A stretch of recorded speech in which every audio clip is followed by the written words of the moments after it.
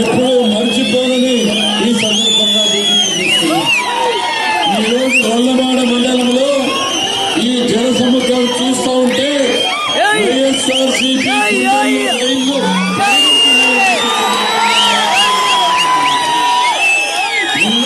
వచ్చారు, స్వచ్ఛందంగా రాలేదు, బాగుంది ఒక బిర్యానీ ప్యాకెట్కి వచ్చారని చెప్పి సందర్భంగా ఈనాడు ఎంతో స్వచ్ఛందంగా అభిమానంతో ఏమాత్రం లేకుండా వచ్చారని చెప్పి మీ అందరికీ